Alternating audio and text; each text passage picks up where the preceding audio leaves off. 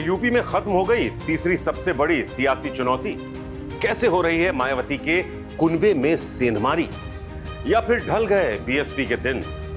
क्यों एक के बाद एक बड़े नेता हाथी को दिखा रहे हैं आंख? और बड़ा सवाल, बीएसपी का कमजोर होना विपक्ष या फिर बीजेपी के लिए है क्या शुभ संकेत?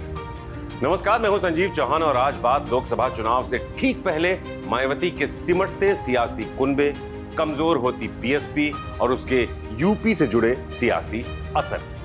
जी हां, तो मायावती की पार्टी से बड़े बड़े नेताओं के जाने की शुरुआत यूं तो स्वामी प्रसाद मौर्य और नसीमुद्दीन सिद्दीकी जैसे सिपह सालारों के हाथी से उतरने के दौर से हुई थी। इस पर हम इत्मीनान से बात भी करेंगे आपसे, लेकिन सबसे पहले नजर डालेंगे बीएसपी के वर्तमान सिनेरियो पर, जिसकी असली हकीकत को समझने के लिए रुख करना होगा साल 2019 का। दरअसल साल 2019 में समाजवादी पार्टी और बहुजन समाज पार्टी ने मिलकर चुनाव लड़ा था और तब बीएसपी के टिकट पर चुनाव जीतकर 10 सांसद संसद पहुंचे थे। मगर वर्तमान में हालात ये हैं कि बीएसपी के 10 में से करीब आधे सांसद हाथी को आंख दिखा चुके हैं और बाकी बचे सांसदों की मायावती और बीएसपी के प्रति निष्ठा के सवाल लगातार मंडरा रहे हैं और जो उनकी निष्ठा है वो सवालों के घेर में, जिसके चलते ही रविवार को कैमरों की चकाचौंध के बीच अंबेडकर नगर से बहुजन समाज पार्टी के लोकसभा सांसद रितेश पांडे ने बीएसपी से इस्तीफा देकर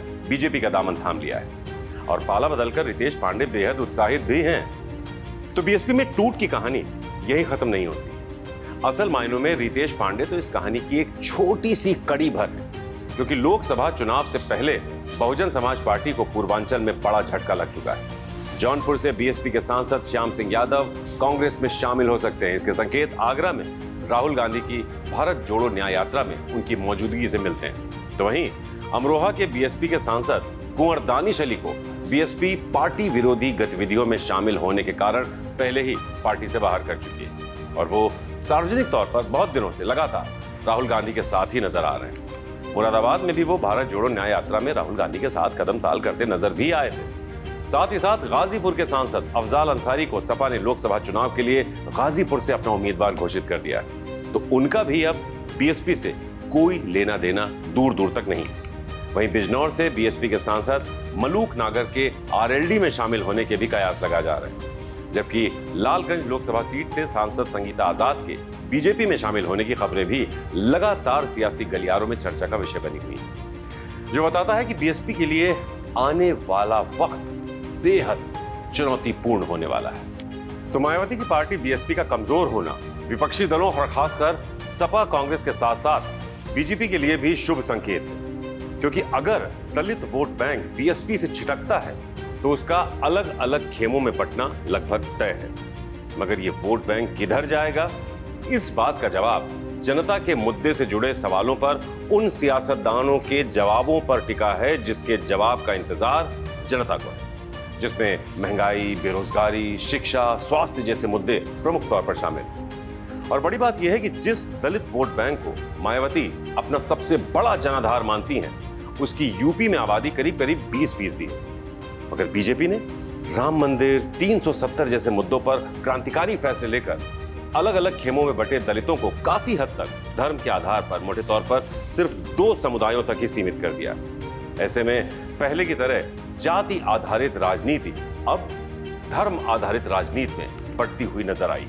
तो आइए नजर डालते हैं मायावती के कुनबे में सियासी सेंधमारी की शुरुआत पर। और जैसा कि मैंने शुरुआत में आपको बताया भी था कि हाथी से उतरकर दूसरे दलों में बीएसपी के नेताओं के जाने की शुरुआत स्वामी प्रसाद मौर्य और नसीमुद्दीन सिद्दीकी से हुई थी। दरअसल 2016 में जब यूपी में विधानसभा चुनाव की तैयारी चल रही थी, तब स्वामी प्रसाद मौर्य ने वक्त की नजाकत को समझते हुए बीजेपी की ओर रुख किया था और बीएसपी पर आरोपों की बौछार करते हुए बताया था कि अब उनका मायावती की पार्टी से कोई लेने देना नहीं है, जिन्होंने वाकई स्वामी प्रसाद मौर्य को एक राजनेता के तौर पर जनता के बीच स्थापित किया था। स्वामी के बाद यूं तो तमाम नेता दल बदलते दिखे, मगर बड़े नामों पर अगर आप नजर डालेंगे तो वो नसीमुद्दीन सिद्दीकी का ही था।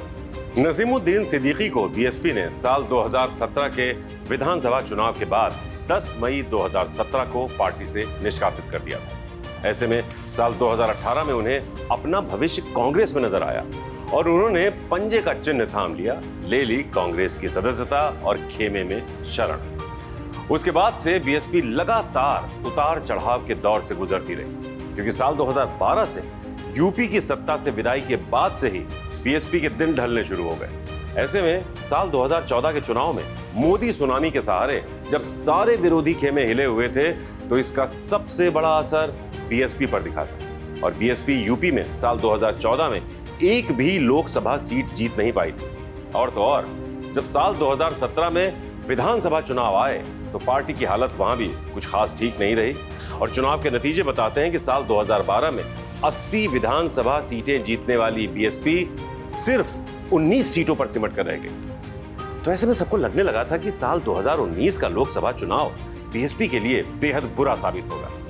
इन तमाम आशंकाओं को भांपकर मायावती ने अपने सबसे बड़े विरोधी दल समाजवादी पार्टी से हाथ मिला लिया और उन मुलायम सिंह यादव के साथ मायावती मंच साझा करती नजर आई, जिन पर वो हमेशा गेस्ट हाउस कांड के आरोप लगाती आई। खैर, ये तो सियासत है, यहाँ आरोप प्रत्यारोप अपनी जगह और सियासी नफा नुकसान अपनी जगह। और हुआ भी कुछ ऐसा ही। मायावती से हाथ मिलाकर अखिलेश को 2019 के लोकसभा चुनाव में कोई खास फायदा नहीं हुआ। वो महज 5 लोकसभा सीटों पर ही सिमट कर रह गए। लेकिन मायावती को बड़ा लाभ हुआ।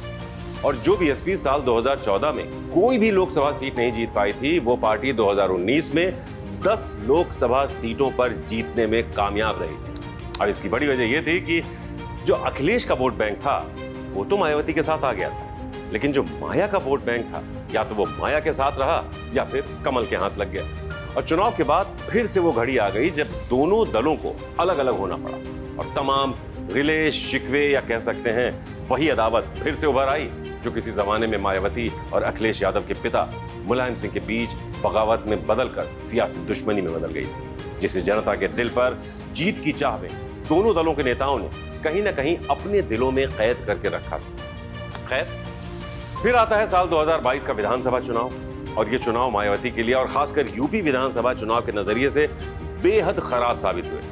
बीएसपी यूपी में महज 1 विधानसभा सीट जीत पाई। अब ऐसे में वर्तमान दौर में हम अगर बीएसपी में बढ़ी हलचलों पर नजर डालें तो आपको पता चलेगा कि वर्तमान में मायावती अपेक्षाकृत पहले की तुलना में सियासी तौर पर उतना सक्रिय नहीं है जितना पहले हुआ करती थी, जिसके चलते उनकी पार्टी के नेता ही अब ये समझने लगे हैं कि अब चुनाव में हाथी पर वो कुछ खास नहीं कर पाएंगे, जिसके चलते उनके दल में खलबली मची हुई है और दल बदलुओं के कारनामे सुर्खियां बटोर रहे हैं। ऐसे में चुनावी साल 2024 की शुरुआत में ही आकाश आनंद को अपना उत्तराधिकारी नियुक्त करने का फैसला भी मायावती के लिए हाल फिलहाल तो उल्टा ही साबित होता दिखाई दे रहा है, क्योंकि हर कोई जानता है जनता का विश्वास अगर बीएसपी में था, अगर है भी, तो उसका एकमात्र कारण सिर्फ और सिर्फ मायावती ही है। और इस बात में भी कोई दो राय नहीं है कि मायावती के मुकाबले इस वक्त न सिर्फ यूपी बल्कि पूरे देश में कोई ऐसा नेता नहीं है जिसे सही मायने में दलित वर्ग का सर्वमान्य नेता कहा जा सके। मगर मायावती का वक्त के साथ सियासी तौर पर शिथिल हो जाना और जनता के मुद्दों पर जनता के बीच न जाकर पार्टी कार्यालय और अपने आवाज से ही संदेश जारी करना, साथ ही साथ पार्टी में मायावती के बाद किसी भी जनाधार से जुड़े नेता का अभाव होना मायावती की पार्टी बीएसपी को कमजोर बनाता है।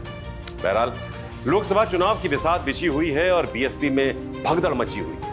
ऐसे में मायावती अब कैसे अपने वर्चस्व की लड़ाई को जीतती हैं और कैसे विरोधियों की चालों को सियासी जमीन पर खारिज करती हैं, इसकी तस्वीर चुनाव के बाद जो परिणाम सामने आएंगे उनसे ही साफ हो पाएगी।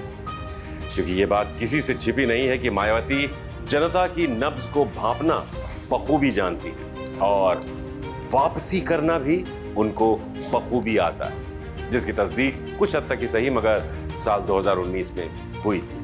तो आज की इस खास पेशकश में फिलहाल इतना ही, लेकिन कल फिर हाजिर होने वाले हैं एक और मुद्दे के सटीक आकलन के साथ। नमस्कार। उत्तर प्रदेश की हर खबर से अपडेट रहने के लिए श्रेष्ठ यूपी को करें सब्सक्राइब, बेल आइकन दबाएं और देखते रहें श्रेष्ठ यूपी।